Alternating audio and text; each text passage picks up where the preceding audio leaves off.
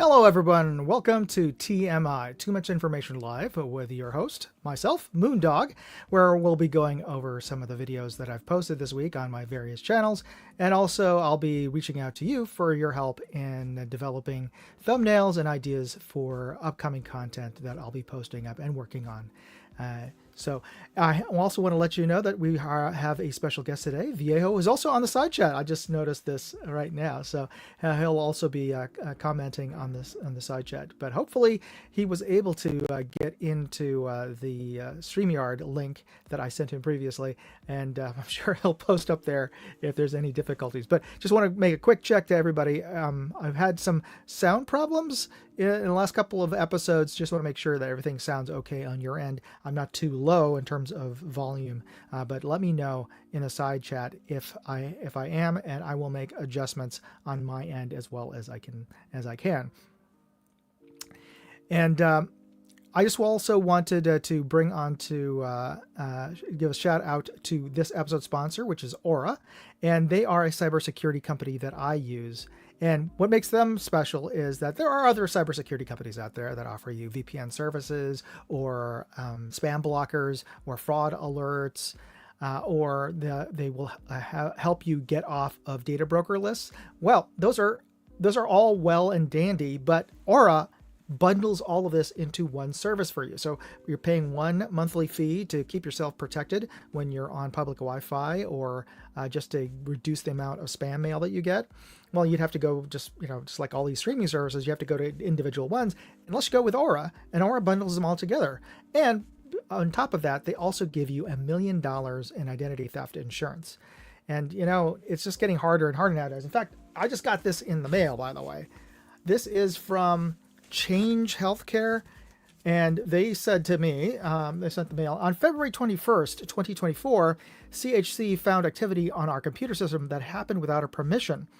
We took steps, and we called law enforcement, and on May 7th, we learned that a cyber criminal is able to see and take copies of some of our data off of our computer systems. This is what their mail to me said. And this happened between February 17th and February 20th of 2024. Now, here's the thing. I don't even know who the heck Change Healthcare is, because that's not my healthcare insurance company. So I don't know. Apparently, my information was stored on Change Healthcare's computer system. So who knows what information I had aside from my social security number, my healthcare number, whatever.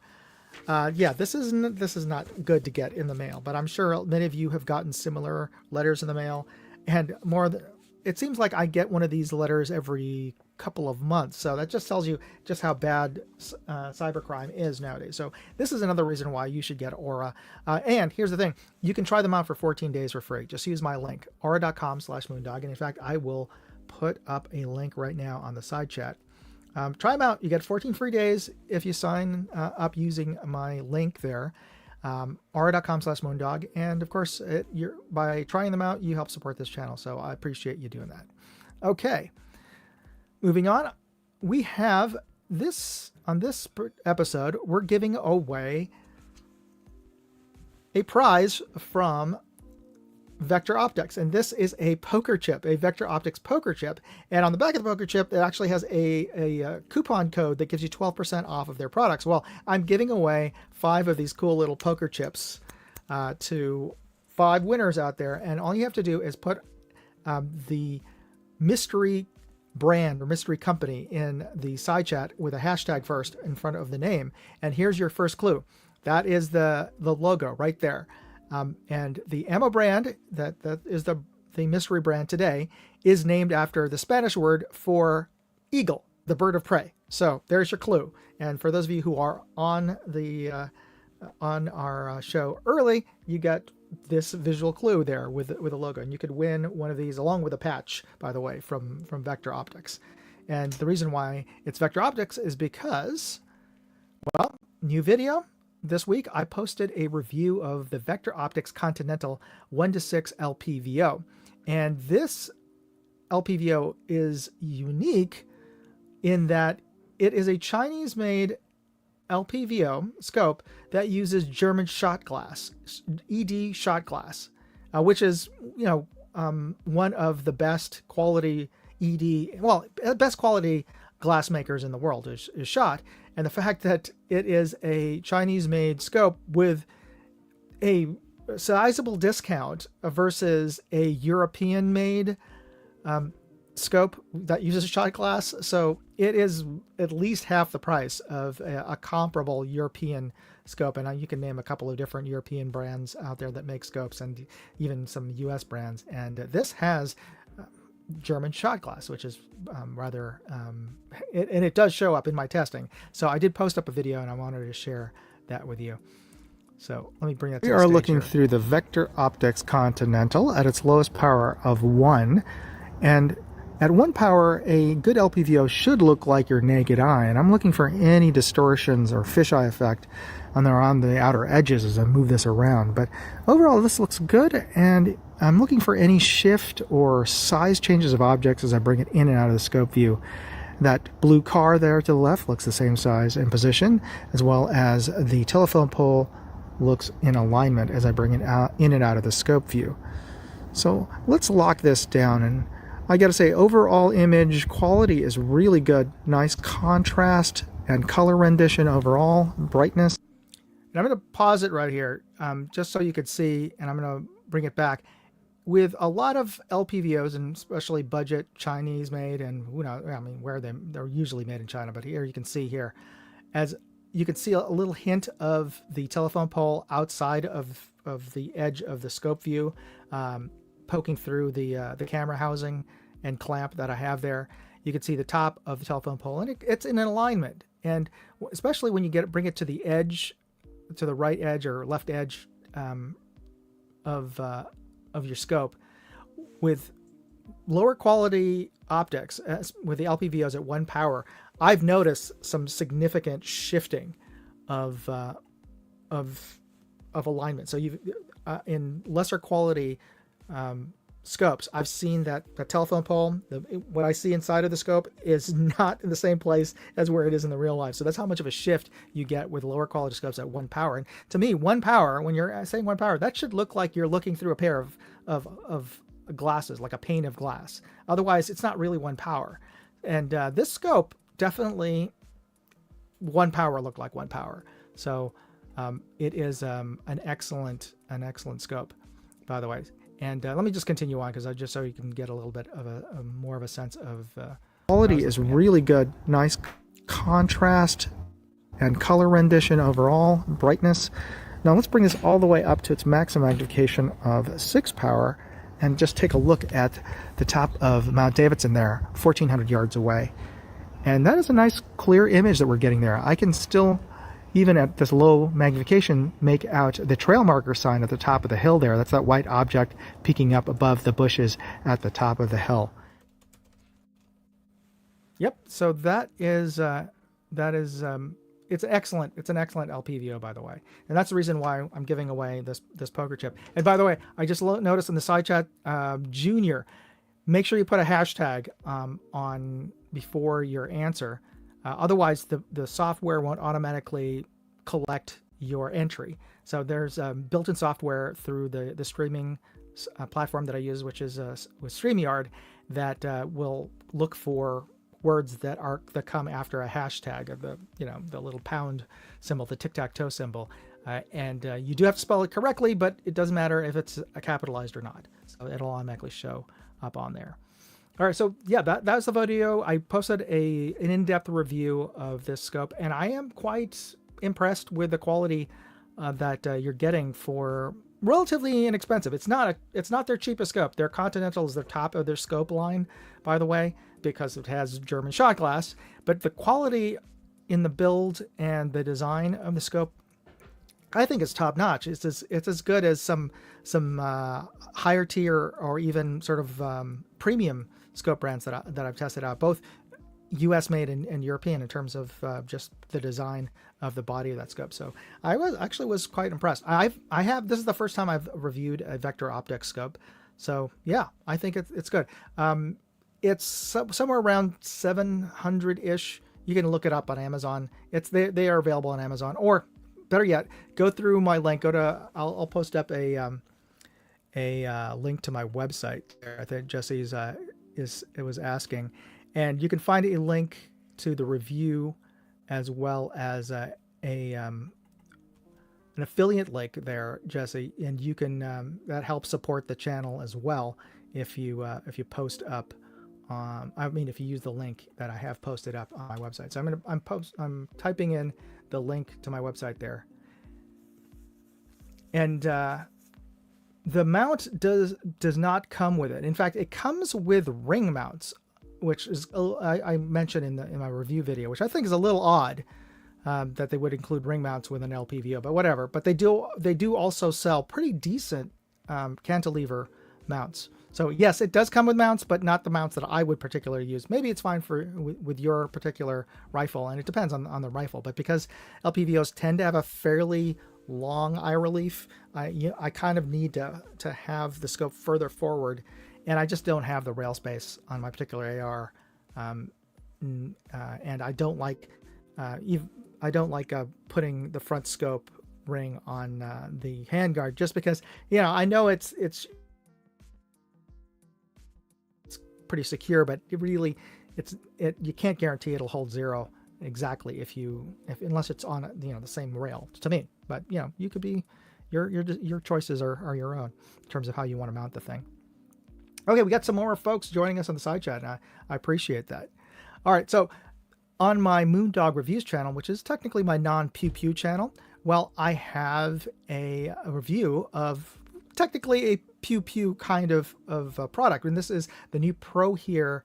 I think it's the newest model of their machete, because I don't believe they were called machete before. Maybe it's just the new branding of it, but it's their model 066, which is their entry level electronic earmuffs, and they look very much like Walker razors, and most people, including myself, initially thought, oh, it's because they're just copying Walker razors, or not Walker razors, Howard lights.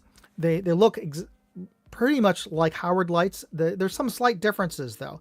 The volume switch is in a different orientation, a 90-degree orientation, different from Howard lights, and a lot of people mistakenly think that, oh, it's because they're actually making Howard lights, but I don't think so, because in my testing when I was wearing them, they don't sound exactly like Howard lights. So if you were the same factory that's making Howard lights and you're just making some other headphones that look pretty much exactly the same, why would you be changing and tweaking around the electronics?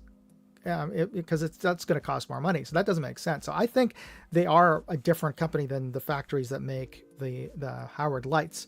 But the reason they look the same is because they are made to be compatible, so that they actually use the same ear pads. So you can swap out the gel ear pads that you can get from third parties that'll fit Howard lights, and you can fit them on Pro Here. And Pro Here actually makes some attachments that will fit both Pro Here, Zohan, and Howard lights. I'm going to be reviewing an attachment that you can convert your Howard lights into FRS GMRS radios that are hands-free. It just sort of clamps onto the ear cup on one of them. So I did have these headphones, and I think I actually prefer these headphones to my Howard lights, which have always been my go-to headphones, because I like the fact that they have stereo sound versus the Walker razors, which have omnidirectional sound, and that means that I can't tell. What I don't like about wearing Walker razors, even though I like the physical design of them, they actually feel a little better on my head, is that I can't tell when where a sound is coming from. I'll hear stuff that's going on in the parking lot at the range instead of right next to me, and that's kind of disconcerting. And also, to me, it could be potentially a safety issue, maybe not, in terms of when somebody's telling you, well, look out. You want to know where they're telling you to look out, which direction that's coming from, or whatever. And I don't want to hear conversations that are going on with two people in the parking lot when I'm at the range. You know what I'm saying? So that's the reason why I prefer Howard lights, and these Pro Heres, by the way. So let me just share a video that I filmed, a little short from the longer review video. All right, we're going to measure the noise reduction of these earmuffs here, and these have a stated NRR rating of 23, which means it has a noise reduction rating of 23 decibels. So whatever sound that is outside of these ear cups, it reduces your ambient noise around you by 23 decibels. So if, let's say, the ambient sound around you was 100 decibels, you'd hear on the inside of these, you'd hear 77 decibels or thereabouts. And the reason why this is important is that OSHA and ANSI and other sources say that any prolonged exposure to sound levels above 85 decibels can cause long-term hearing damage, and that could cause tinnitus. And when you lose hearing, you don't get that back because that is permanent damage to you. So just to give you an idea what normal sounds are like, well, let's use the sound meter here. And just hearing my voice, I can speak and be about 70 to, you even saw 90 there. So we're about 80 decibels is the sound of a regular human voice from a fairly close distance. And even an office environment is usually around 90 decibels with the sound of people talking, phones, air conditioners, etc. And to give you more context, the sound of, say, a leaf blower or gardening equipment like a chainsaw, well, that's about 110, 120 decibels. So you want to reduce those loud noises above 80 decibels to get them down to a safer level below 85 decibels. So we're going to test this out using a known loud sound source. In this case, we're going to use my Dyson hand vac here. And this is a pretty loud hand vac for those of you who have ever used Dyson. And let's see how loud this is. We're going to position this about 5 inches away. And it's loud. All right, so I saw a wide range there, anywhere between 108 and 103 decibels. So let's just call it 105 decibels for this particular test. And now we're going to put this sound meter and the microphone inside of the ear cups of this headset here. I'm going to squeeze them together because just to give a better sound seal inside of here, because this microphone is not shaped like a human head is. So, all right, let's see how loud it is now.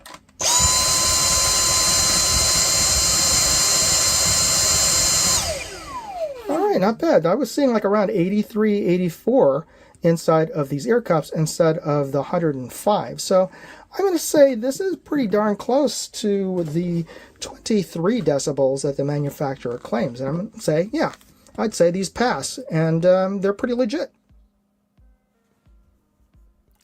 All right, so that's I did run the test, and I thought it came pretty close. Now, granted, a vacuum doesn't have the same sound profile as a firearm, which has much more bass, but just in terms of my rough testing there, I think that it's close enough in terms of its ability to reduce sound that I would think that it definitely meets to my standards. Now, Viejo just posted up a good suggestion for those of you who weren't aware of this. If you are wearing electronic earmuffs, especially if you're indoors, which it's even louder than shooting outdoors, especially, you can just take regular foam earplugs, which you would use at the range if you didn't have electronic earmuffs, and put it into your ears, and then wear your electronic earmuffs on the outside. And the advantage of this is not only does it double up in terms of noise reduction, but because these are amplified earmuffs, you can crank up the volume and it will amplify the ambient noise around you and cut off when they get loud, like when there's gunfire going on. But it'll compensate for your earplugs, so you can hear things a lot in a basically normal volume while you have those earplugs in your ear. And the reason why I like these Pro Hears versus my old Howard Lights is that they are capable of going a little bit louder than the Howard Lights. So that's the reason why. And I also recommend upgrading the ear pads to gel, which gives you a much tighter seal. But some people don't like them because gel pads don't breathe as well. But I think they're about the same, because the foam pads are made with a plastic on the outside anyway. So it's not like you're gonna sweat less with those foam pads to me than with gel. But that's my call. Anyway, so that's what I had posted in my Moondog reviews channel. And here's also a little sneak preview, folks. On my website, I have a monthly contest. Typically, I have a contest every month. Some months I don't get a sponsor, but this case, starting in May, I will be offering a contest to win a pair of these Pro Hears from Pro Here. So if you enter the contest, and you can find the contest details, I'll post up a link right now. And if you're interested in the Pro Here contest, let me just post up a link. You can enter to win. There we go. I posted up on the side chat. But just go to Moon if you're listening to this and you can't read the side chat, or you're watching this later and you can't see the side chat. Just go to moondogindustries.com/contest, and that page on my website has details on whatever contest I happens to be going on my channels and on my media. And that'll take you to the specific page that has the contest rules and the upload links, etc. Viejo says, that would be a great prize for someone. Absolutely. And you could always use another extra set of headphones, because he takes a visitor to the range, like as he said, a newbie shooter.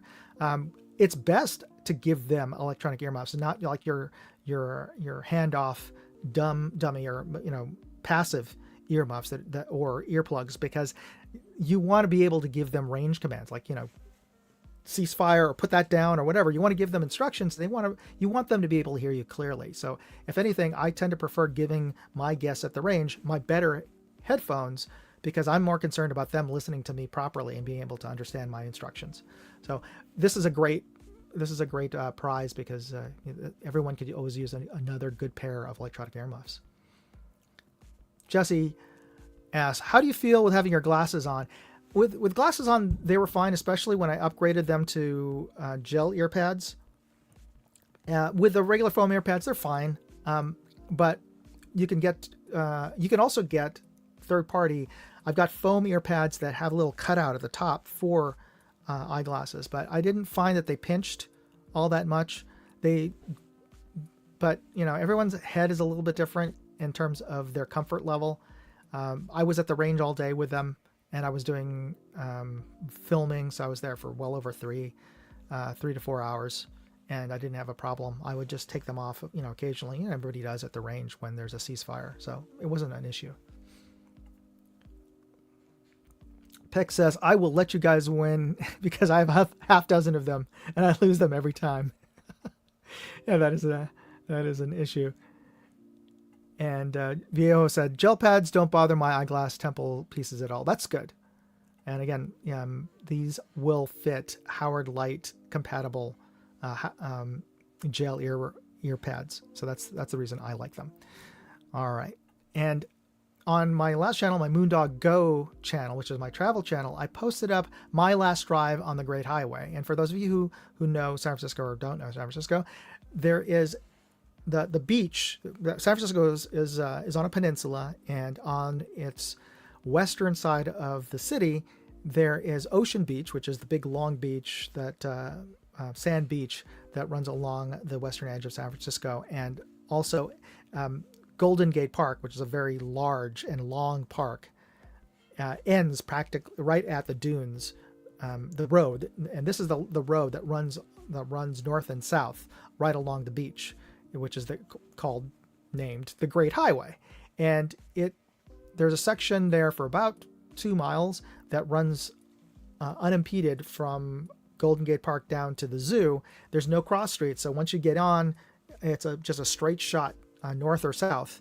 And it was often used by locals to circumvent the neighborhoods, which you have to do.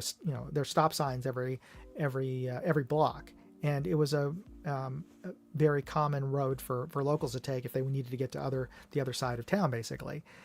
And there was an initiative last year for the voters of San Francisco to decide, shall we close down this road permanently? Because during the pandemic, or scamdemic as I call it, they closed down the roads to allow people to walk and take their bikes on them, which sounds great, except that there is a wide bike path right next to this road on both sides. Well, at least on one side for the entire length, and on the beach side for a good section of that, there is a walking bike path, except for where it stops at the dunes. So it's not like you couldn't go right along the beach, or you could just walk along the beach.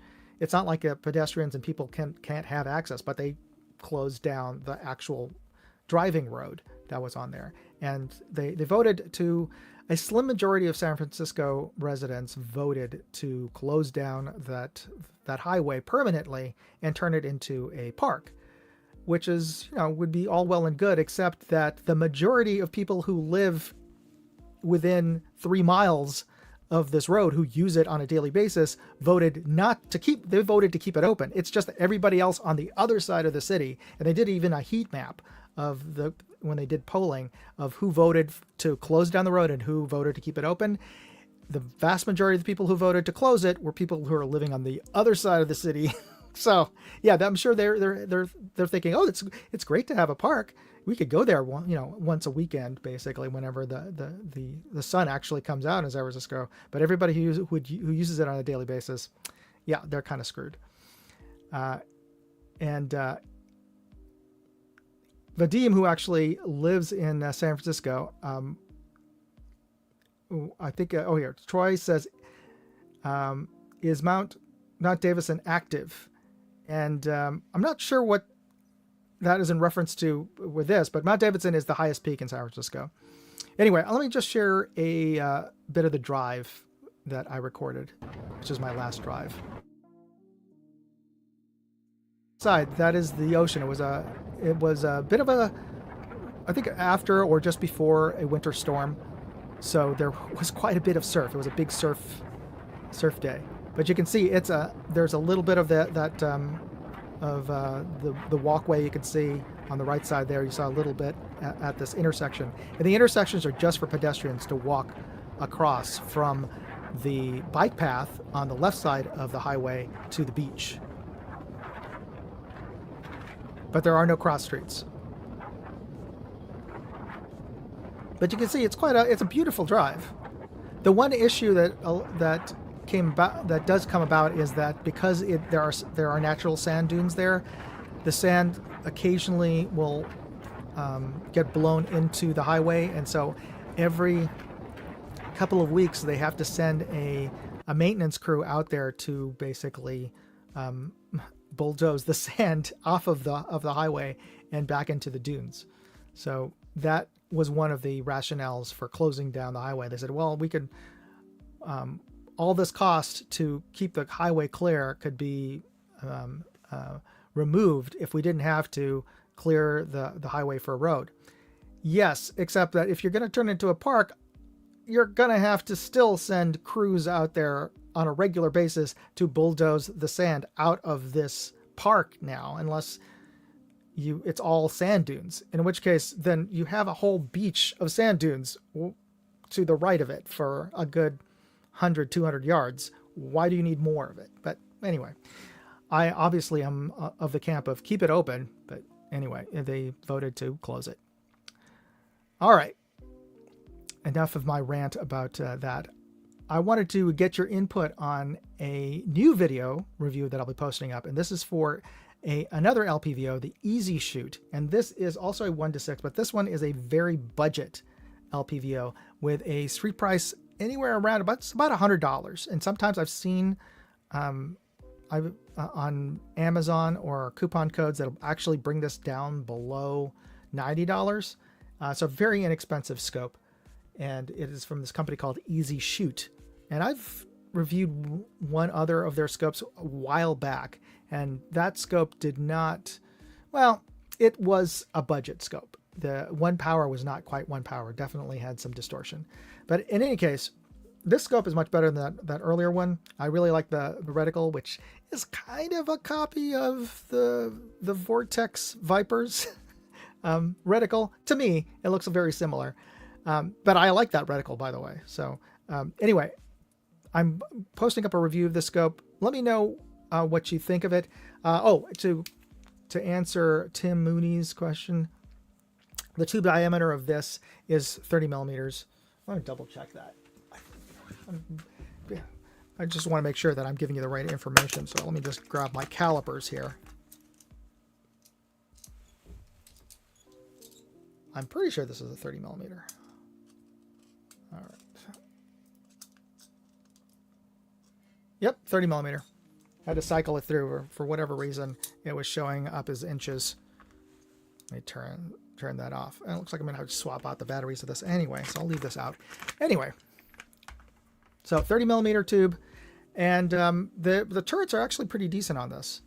I don't know if who makes this, if Easy Shoot actually makes this, but the turrets remind me a lot of Discovery Optics or Sig Sauer in terms of their design, of how they look like, and they're pretty decent. Here, yeah, you can hear them. There you go. Anyway, let me know if you have any thoughts as to a good headline for this. And post it on the side chat if you have any ideas for, or post it in the comment section if you're watching this video after this live stream. Okay, so let's move on to the next clue for the mystery brand. Oh, here we go. Let me just go back for a second here, just so you can see his suggestion here with this image. World-class clarity, down-to-earth pricing, vector. Except this is not the vector. this is the Easy Shoot. But I understand. Yeah, it's good. And Jesse says, post the reticle. I don't know if I have a shot of the still of the reticle. Let me see if I can find it for you here. I don't know if I have one handy, but let me see here. And while we're waiting, if you guys can think of any other suggestion for a okay, here we go.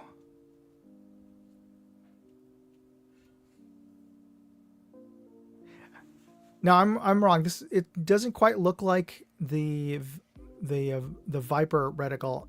If anything, it looks a little like the primary arms, one of the primary arms reticles. I was thinking of the Vector Optics reticle when I was saying it looks like a Viper, but this one is what the reticle looks like on the Easy Shoot for Jesse there. All right. Okay. Back to the clue for the chip with the discount code. This Mexican ammo brand is created by Industrias Tecnos, established in 1961, and outside of the United States, this is the largest ammo brand in the Western Hemisphere. So if you know who this brand is, the mystery brand, type in hashtag, the hashtag symbol, and the name of the brand in the side comment, and you'll be automatically entered into the drawing for 5. I'm going to be giving it to 5 winners out there, so your chances are really good of winning one of these Vector Optics chips, poker chips out there. Okay, so let's get into let's go down the rabbit hole with our special guest here. And this guest is Walter Bunning, aka Viejo, and he's the creator of Viejo con Armas on YouTube, which is at Viejo2A, and it's a channel that focuses on ammo reloading and firearms, and his career has spanned, aside from doing YouTube, he's worked in agriculture, forestry, and law enforcement. And I'd like to bring, as my special guest onto stage here, Viejo. Viejo, how are you, buddy? Hey, doing good here down south. Over on the left coast. For those of you who don't know, I'm partway between LA and San Francisco, near between Santa Barbara and San Luis Obispo. If that narrows it in a little bit closer, a town is called Santa Maria, is where I am. Ah, okay. So yeah, we're doing. You're looks like from your window, it looks like you're doing about as good weather as we're having up here. It's kind of dreary today. Oh, is it? Yeah, it's been overcast all day long. I mean, it's bright, but it's it's not real dense. But we used to get the morning fog starting in mid-May or so, and it would last through June. And now we start seeing the morning fog in early April, and it lasts through July.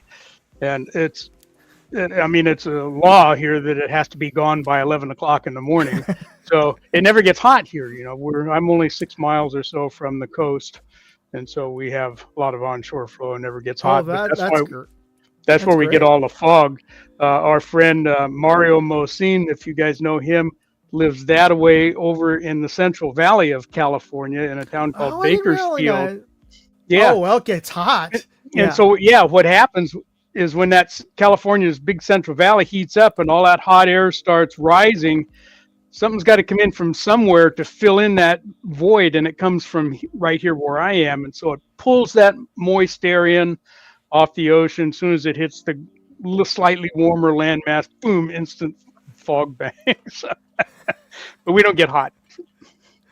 Yeah, I much. That's one reason I like living. One of the few reasons I like living in San Francisco is the weather. It's just mild all the time. Yep. And well, also because you're born and raised California, correct, Walter? Oh yeah, just down the road from you in Gilroy. So 60 miles, 70 miles, something like that. Mm-hmm. It's been a long time since I lived there. I still have family that lives there, but I'm getting up there in years, as you guys know. And so when I was a kid in Gilroy, my father was an MD, and when he first brought us there from Kentucky, I think the town only had 5,000 people or something like that in it. And when I left, it might have in mid 60s, it might have been 15,000 or something at the most. It had just started to grow at that time. And now, of course, it's contiguous with the Bay Area. I mean, there's just like hardly any open space between them. Oh, practically. There's still a few. Yeah. There's still a few holdouts in terms of farms, right, between Gilroy and San Jose, but it's creeping down there, especially around Morgan Hill. Yep, real busy. So is the there. traffic, unfortunately. Oh, it's awful.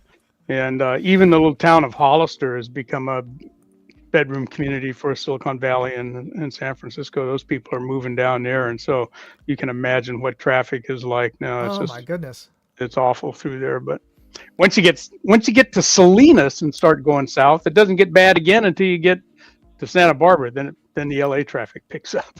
So right where I am, we're in pretty good shape. You can lay down and take a nap out in the middle of 101 in the afternoon. I'm sorry that you get folks from LA. I grew up in LA. So, yeah. Now, tell me a little bit more about where you grew up and what brought you down over to the Santa Barbara area. Good question. So, when I was growing up in Gilroy, it was basically an agrarian community. A lot of Italian, garlic capital, right?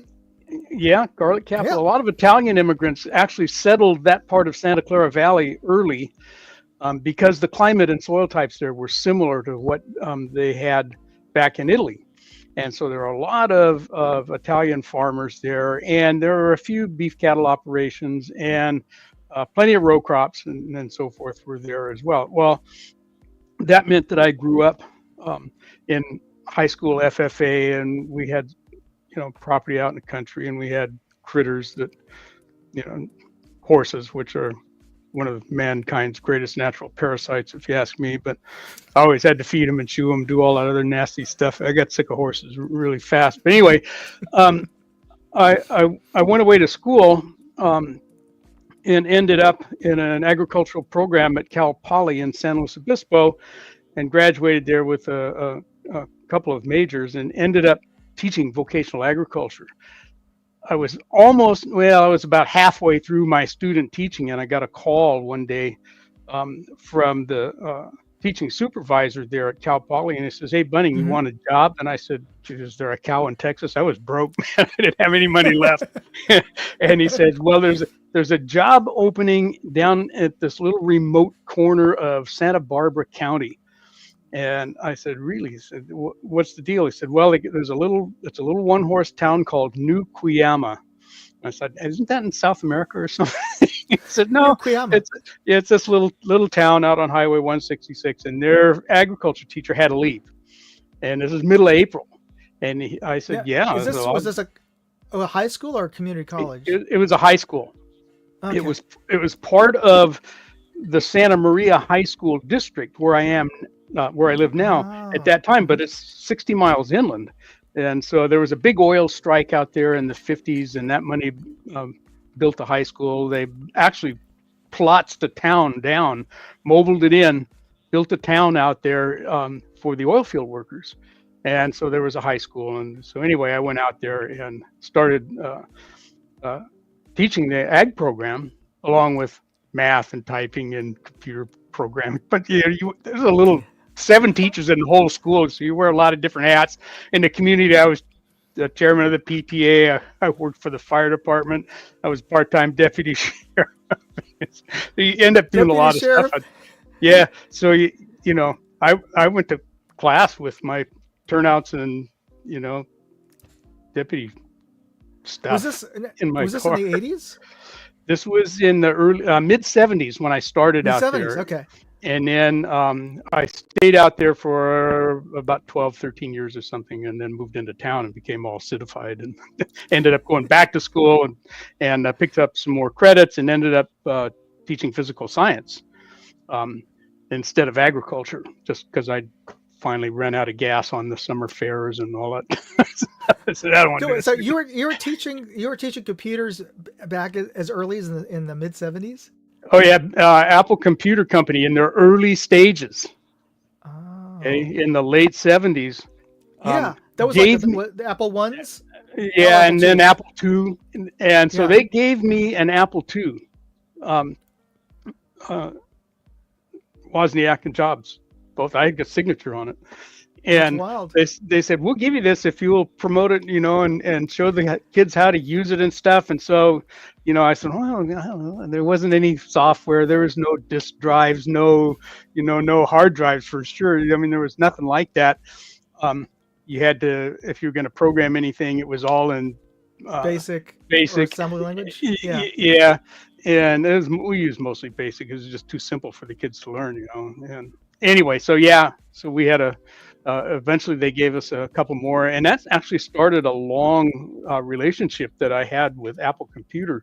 I ended up working with the University of California in Santa Barbara on a bunch of educational research stuff, mostly science related, but I got donated a lot of material from that was Apple. very smart of them early on. That's how they really grew their market, is by basically giving away huge discounts or giving away free stuff to schools. Yeah, they outfitted between grants through the university and Apple Computer, they completely outfitted my whole science lab with computer at every lab station and all kinds of interfacing hardware and software and stuff. It was really cool.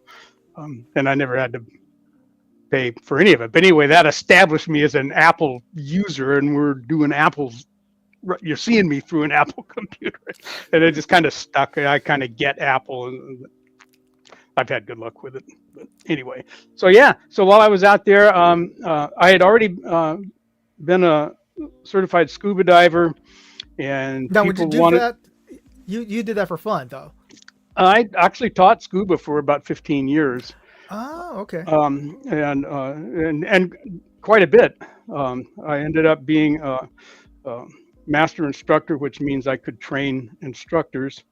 And eventually, all of my diving buddies moved away or died. So I haven't been I haven't put a tank on it in a long time. But anyways, but I did do that and rode a lot of motorcycles. All around. Did you do most of your diving out over in the channel? Yeah, I dove around the world too, but primarily out at the Santa Barbara Channel Islands. That was our spot to go, and some along the coastline. But we did a lot of diving out on Santa Barbara's Channel Islands, Santa Cruz, Santa Rosa. So you would do primarily. Well, those would be boat dives, but mostly. Did you do any shore diving? That's a bit of a we did. Yeah, most of our classes start off with a beach dive for their first what we call an open water dive to get out into the ocean. You go into the swimming pool a few times first, go to the beach, learn how to get in and out through surf without going purling and I did that once and I said I'm done. I'm not going to do any shore dives in California. And then we'd hook up with one of the dive boat companies out of Santa Barbara, and on a charter and go out to the islands and dive out there where it was really good. The water's cold off our coast here. It's not like in the Bahamas or, the Red Sea or Med or any of those places. The Caribbean, water's cold, so it's all wetsuit stuff. But the biomass that the cold water supports is greater than it is in some of those warm water environments. Warm water cooks everything. Yeah. So it's actually less oxygen in the water because of that.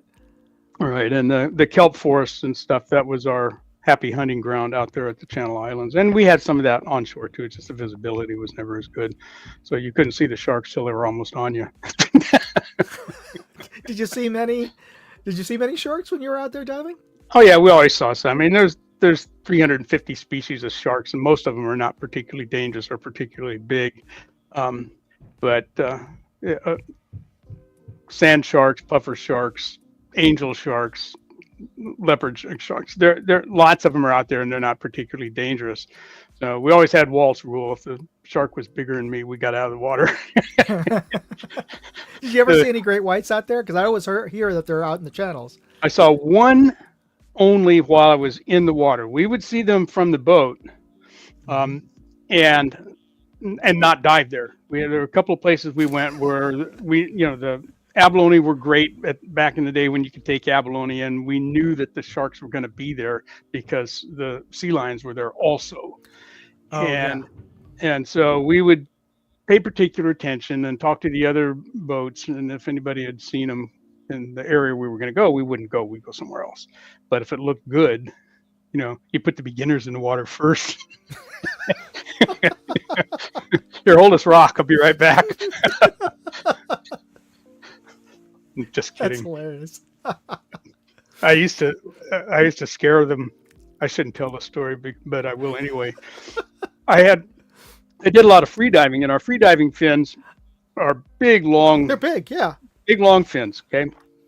And I would strap a set of those onto my weight belt just before we entered the water. We're off the beach. We're going off the beach, right? And just got a big old giant dive knife that looks like about 4 Bowie knives long. You got that strapped on there too. You got all of this crap, and these big giant fins. And I just would bait them up until somebody finally asked, why do you have that extra set of fins? And same answer every time, and everybody just looked at me like I was crazy. But I said, that's in case we see sharks. And somebody would say, well, you can't outswim a shark. And I said, I don't have to outswim the shark. All I have to do is outswim you. They get so irritated. Anyway, so yeah, we did scuba and we did motorcycles and lots of camping. In fact, I'm hooking up tomorrow. I'm taking off and meeting some of my old motorcycle buddies over at where Lake Isabella is. I've heard of it. East of Bakersfield. It's right at the tail end of the Sierra. It's right where the Sierra finally droops off into the desert, and there's a little town called Kernville. Kern River runs through there, and so I've seen the signs for that. Yeah, so we camp out there every year. I don't ride anymore after the near fatal crash I had a couple years ago, and so is that a freshwater or a saltwater lake? Oh, it's freshwater. Yeah, it's way inland. Okay. So, and it's up, I'm going to say 2,500 feet elevation or so. It's up there, uphill all the way from the Central Valley to get up in there. Kind of a pretty area. So anyway, yeah, lots of camping and lots of motorcycle riding, but motorcycles are gone. They're gone. No more bikes in the garage. It's all bullet casting and reloading gear in there now. Some kayaks. I still paddle. I've paddled kayaks for years and years too, and enjoy that. So now you're driving up to meet them. Are they still riding? Yeah, most of them. I'm the ambulance. Taking my pickup. We laugh, but it happens every year. Somebody needs a ride to the ER. Oh no! These guys come in and with busted ankles and shoulders and all kinds of stuff. Oh no! Well, there's a small hospital there. They're getting used to us. How many folks are you meeting up for? There'll probably be, I don't know for sure. I haven't looked at the list. It's usually between 50 and 100. It depends a little bit on weather, and the weather looks iffy. So I'm going to say there'll be 50 guys there. Might be more. Wow. Okay, so that's a good pack of folks. Yeah.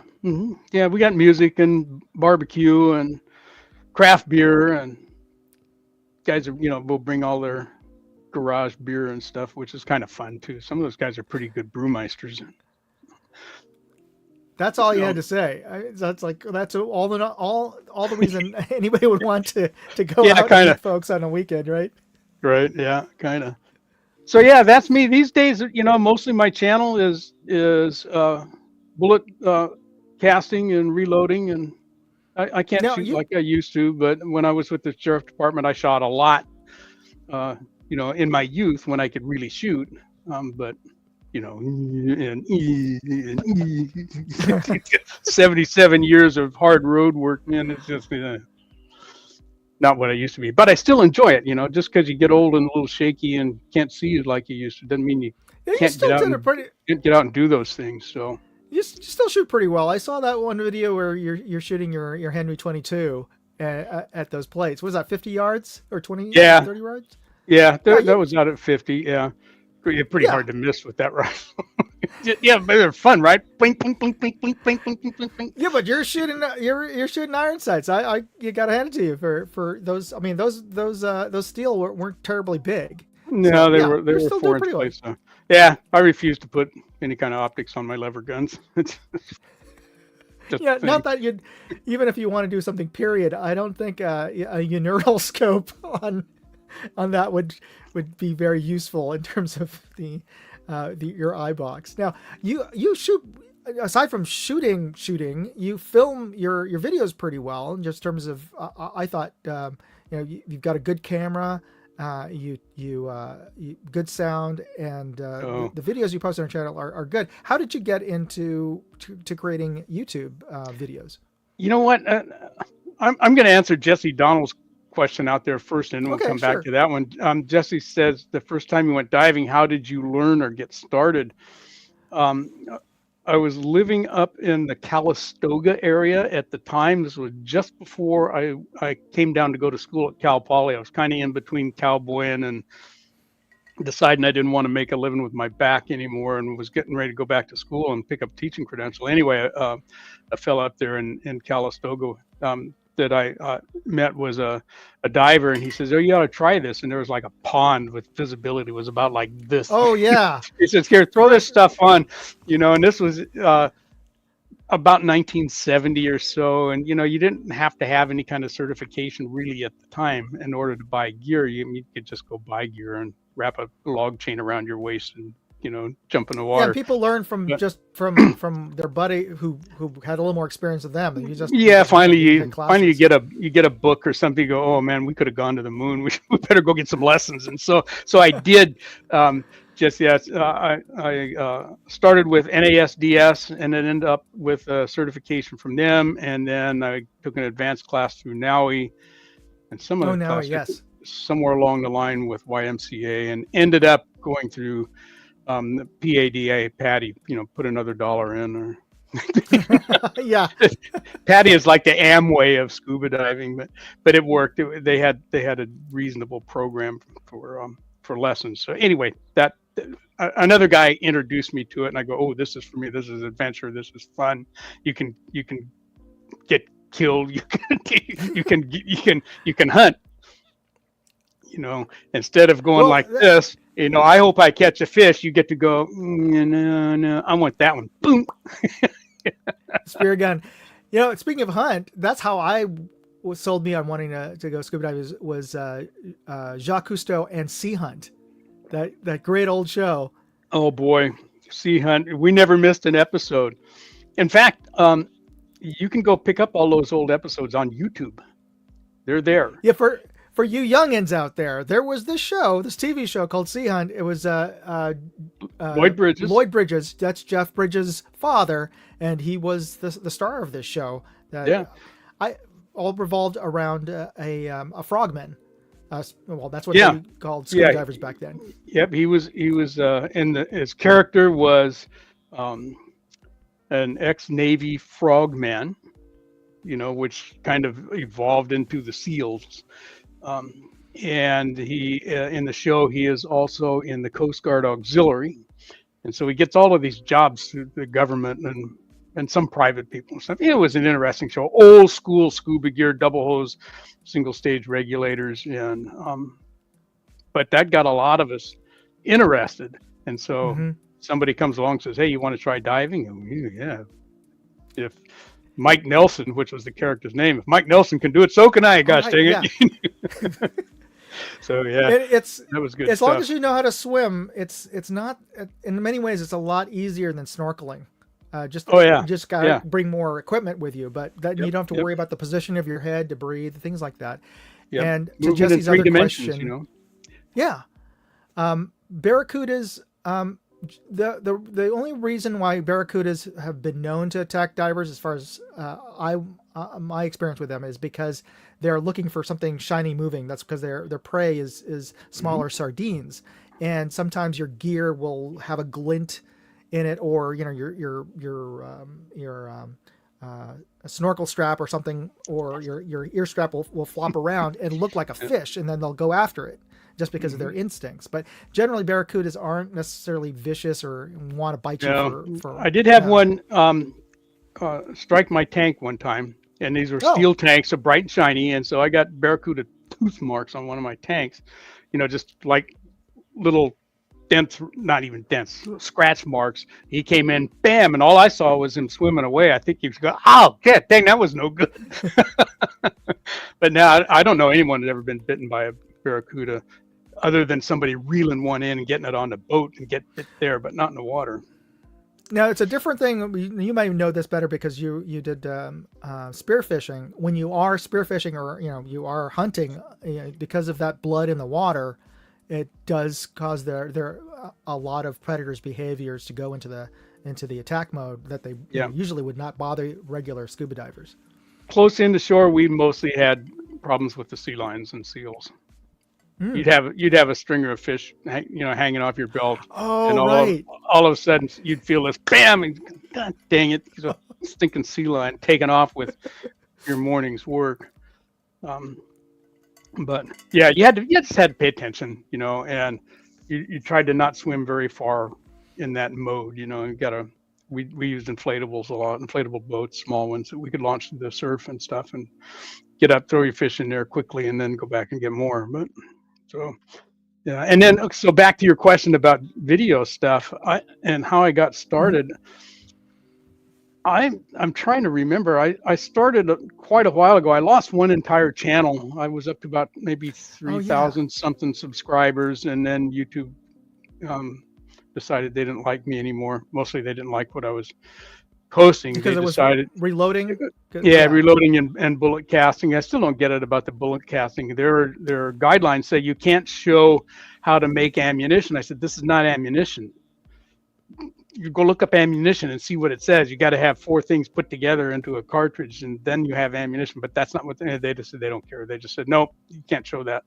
And so I did it two more times, and they said see ya. So I had to start all over again. So I can't remember what the first video I posted. I still have them all. I have to go back and look and see what the first one I did. But it was for a friend of mine who wanted to know about a particular old press that I had. And so I said, I'll put a video up on YouTube. And I had a channel there. I mean, you do, as soon as you have an account, you technically have a YouTube channel. So I said, I'll post something up there. And he watched it, and so did about 50 other guys. Oh, okay. Somebody likes what, they see there. So I'll keep doing it. And as far as camera stuff, now I don't have any good gear. I got two GoPro Hero 8s. That's what does most of the video work, and I use my Ah, phone. I use my iPhone a lot, which actually has a pretty good camera in it. yeah, it does. Um, it does In a some pretty ways, good job. I found the phones have a better low light response They footage do, than they do, any of the and action you can cams. you can focus a little shorter. Those old Heroids, they're Yeah, minimum focal lengths about 20 inches or so.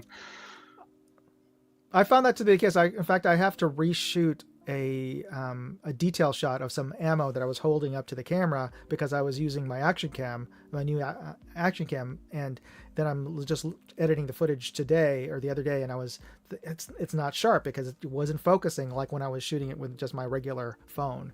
So yeah, that is an annoying thing. I just posted up for everybody Viejo's new YouTube channel. So if you haven't already, check out his YouTube channel, hit that subscribe button, and we'll get hopefully we'll get Viejo's numbers back up to where they were before. We're moving slowly. I have a channel on rumble.com also, which is and they're not as strongly censored as YouTube is. So for sure. Anything but that's unfortunately, you don't get as many views in general on Rumble, unfortunately. Actually, I do, and it's because I'm posting stuff there that's not on YouTube, that I can't put on YouTube. So when I'm doing a casting or a video that involves casting or actual reloading, I always say on the YouTube version of it, if you want to see the good stuff, you got to go over and watch it on Rumble. And so if I have about half as many subscribers on Rumble as I do on YouTube, but I get about the same number of views, which is a couple hundred usually per video. So it's not huge. But I think I got almost 1,000 viewers over there on the Rumble channel, and I have, I don't know, 1,800 or something on YouTube right now. I haven't looked in a month. So yeah. So anyway, yeah. I keep thinking about I watch your stuff, and I go, man, he's got good video going. What do you? Yeah, I go in and look, and I think I even talked to you a couple times about it, and then I go look at what it's going to cost me, and I say, yeah, that's another gun. Yeah. Well, it's you do a good job. It's really you have a decent camera, but to your point, any newer model phone is as good as as you need to get the decent footage. And it's the other key thing that I see from other folks who are posting up videos is they don't take the amount of light or the position of where the camera is to the light in mind when they're filming. Mm-hmm. And the third thing is sound. So if they're at a range, they'll have the camera a little too far away and you can't really hear them. So that's, and that's a limitation of using, of using a phone. If you get more than about 10 feet away, you're pretty much done for audio. And it's even worse with the GoPros. But I have a media adapter thing. Well, I have one of those too, but the one of my Hero 8s has a media interface on it. You shove it into this little box, and it's got a nice forward-facing, much higher quality microphone. And and it also has a flip-up view screen, because when when that GoPro is facing you, when the lens is facing you, got no idea what's in frame without something that you can see. So and that thing has a good microphone and a much better. Yeah, even with the newer model GoPros, it does have a small screen. It's too small to see when it's more than hands length away to frame things properly. But that's a great reason to have that flip screen. So, I encourage everybody to try filming their own stuff. If anything, if you don't find that it's useful, at least it'll give you some context as how to learn how hard it is. And doing the filming is not hard. You need your phone and some kind of a tripod, and it could be just a little desktop kind of tripod. It doesn't have to be anything fancy. You prop it up on something and try it and make a video of something that you enjoy doing. That way you'll be more excited about it, and it'll sound better. If it's something that you like to do. The sorcery comes in the editing, and a lot of my videos will have 40 or 50 clips in them, to sort through and see what's going to work best with what I'm trying to show. Some of the stuff needs to be pretty close, and so it's stop and go, do 10-second clips. And I don't like to watch any clip that's more than 15-20 seconds long myself, and without getting into the next thing, I start losing focus. So I try to have it broken up as much as I can. Doesn't always work, but But yeah, Which editing software do you use? You use your iMovie or? yeah, I just use iMovie. It's free with the computer, and I wish it would do more, but then to go up to Apple's um, big version, Yeah, Final Cut Pro X. it's That's a expensive, big chunk of change. and does a lot of stuff that I don't really need to do. And so when Like I'm color grading and things like that. yeah, you can do a little bit of that with iMovie. There's a few tweaks and things that you can do. You can control a lot of the lighting effects um, well enough. You shoot something and it's too dark, you can brighten it up, or the color is blah. So what is it And that you wish you could do with the iMovie? That I wish that I had some better choices of transitions between scenes, for one thing. Oh, okay. Well, let's talk offline. I've got some suggestions for you that Okay. you could that yeah. And Anyway, yeah, the ability to do that would be nice. A little bit more choice in some of the texts and titles that we sometimes need to do. But so when I'm going out shooting, I go, okay, I got to remember what I can and can't do when we get this into the editing room there. And sometimes I go, I shouldn't even bother with that because I can't show it. I've got some suggestions for you. Cool. It does require buying some extra add-ons, but it's not nearly as expensive as buying Final Cut Pro. Oh, which cool. I have, Yeah. But yeah, it's a big chunk of change. But I hadn't looked in a while for add-ons for iMovie. If there's something out there, I'm down. I'm gonna say hi to Michael Dunn. He's one of my subscribers. Hi, Michael. Oh, there we go. Let me bring him up here, Michael. Yeah. All right. Well, I'm very cognizant of your time, and I only asked you for half an hour, and we're already beyond that. So let me start wrapping up here. Let me bring up our contest for everybody. Let me see if I can bring that to the stage. There we go. And for our final clue, for those of you who are interested, let me just bring this up to. So today's prize is going to be this poker chip. Actually, 5 poker chips. I'm giving away. There's going to be 5 winners today. This is from Vector Optics, and this is their Continental poker chip.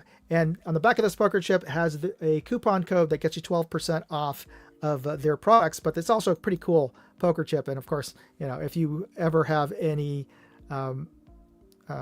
poker nights, you could always use an extra poker chip. Ooh, well, why not? So that's the reason why I find poker chips are pretty handy to have.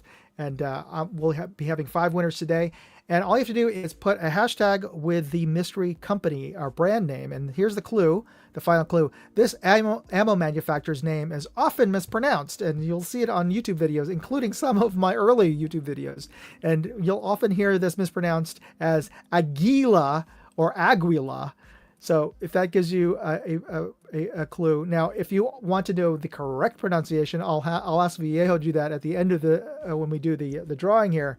But I also did a YouTube video on my channel where I went to their booth at SHOT Show and had one of their representatives from Mexico pronounce their brand name correctly. Anyway, that is get your hashtag answers in, and we'll be drawing the winner of that shortly. So I'll give you a minute there. For the contest, wanted to mention if this is even more of a clue here. This brand is offering a Palinco de Mayo contest. So the 5th of May is coming up soon, which is not Mexican Independence Day, by the way, to everybody. Look it up on your Wikipedia as to what Cinco de Mayo was, but it's actually independence from the French.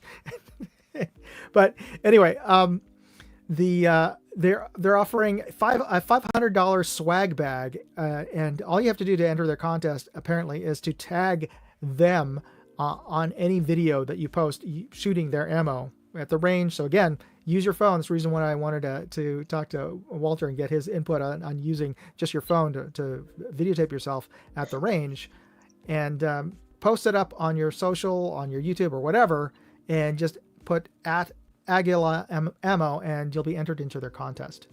to win that swag bag. And I'm not getting anything from this. I just thought that was a cool little, really easy contest to enter.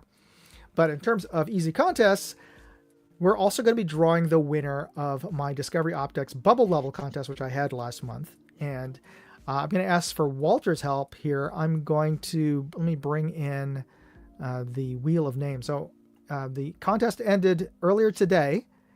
And let me bring a share screen to that. All right. There we go. So let me close these ads here. All right, Viejo, give me a countdown and let me know when to press this button to see who wins. 5, 4, 3, 2, hit it, Moondog. All right.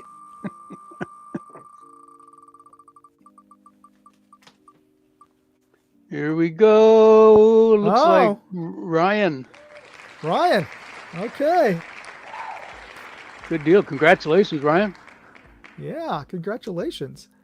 And let me just close out this screen here. So, Ryan, you're going to be getting this bubble level. I'll be mailing it out tomorrow. So, congratulations on winning that. And I just also want to let you know, I check out my contest online. I'll be posting a link right here to the Pro Here contest. So, my next contest, and now that I'm going to pull off the details of the bubble level contest, is to win those Pro Here electronic earmuffs. So check it out on my website at I've posted up a link there, or go to moondogindustries.com/contest. All right, so let us bring in the screen for the mystery brand giveaway. And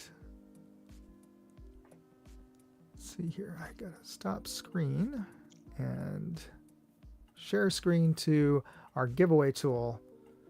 All right, we have 8 entries, so you have a very good chance. Whoever entered has a very good chance of winning one of 5 of these. So, Walter, I'm going to ask for your help again. Give me a countdown, and I will hit that draw button. Okay, here it comes. 5, 4, 3, 2, 1, and go. Okie dokie.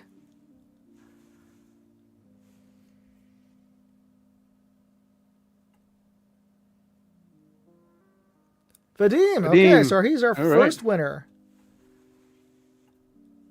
All right, we're going to draw again.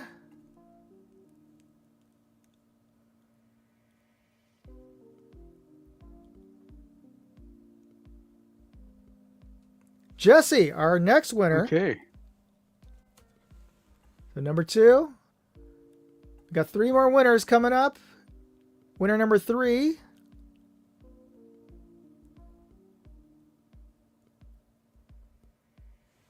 C's 33. All right. I hope I'm pronouncing that correctly. Looks right to me. I don't know about the first part, but the 33 was good. Thank you there. 4. Tim. Congratulations. All right, Tim. And our final winner of the Vector Optics poker chip goes to, and patch, Paul Clemens. Congratulations. All right. Hey. So, congratulations to all you guys.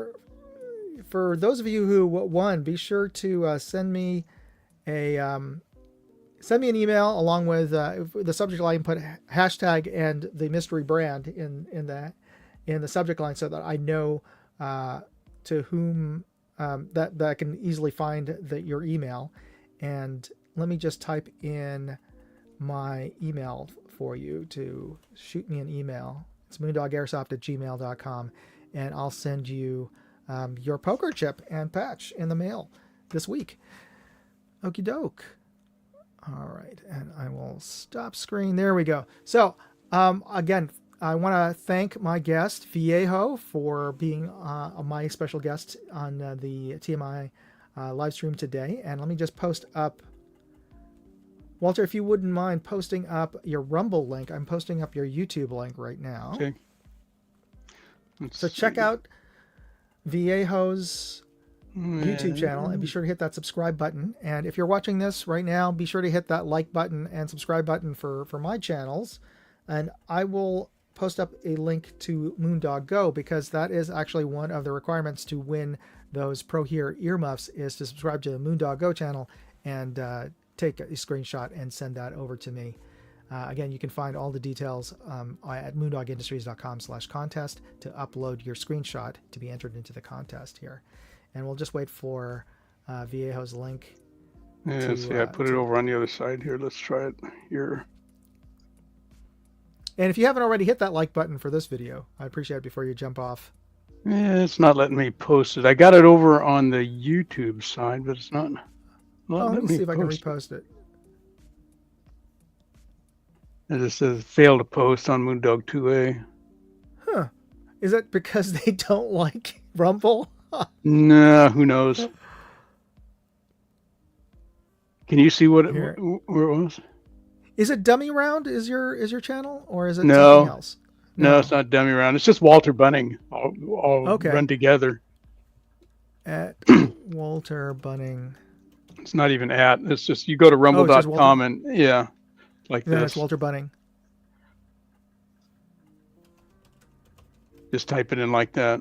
Walter Bunning all run together. Rumble.com, and then type in. They got a little search bar up at the top like everybody else does. Okay. Type that in, you'll find it. Let me just post it up for everybody. Yeah, I don't know why it wouldn't post over there. All right, so there you go, folks. Go to Walter's channel on Rumble, hit that follow button, and that's the easiest way you can support us. And I appreciate Walter, thanks for your time, and I really appreciated hearing about your adventures and diving. Since it turns out we're both divers in a past life. That was a lot of fun. I appreciate the invitation to be here. Good to see all of you folks out there in the chat, and we'll catch up with you next week. Sounds good. And for everybody else, catch both of us more often on Hillbillies live streams on Saturdays when our schedules allow us, as well as we have a bunch of other Pew Pew friends who are on that channel that you can watch. Anyway, again, thanks everybody. You be safe out there. God bless. Moondog out. Hey, I'd like to know what you thought of this video. Leave me a comment or chat with me on Facebook, Twitter, TikTok, MeWe, Instagram, or Locals. And if you want to see all of my videos, go to moondogindustries.com.